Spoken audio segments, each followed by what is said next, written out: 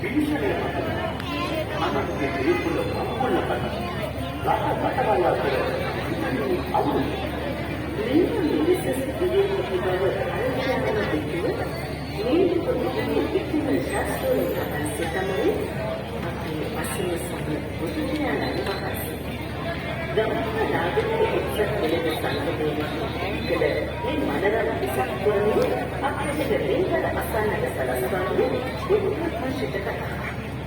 ඒ උත්තුලට සතාගතයන් වහන්සේට නමස්කාර අප සමාධි මේ උත්තුලියාවට කතා.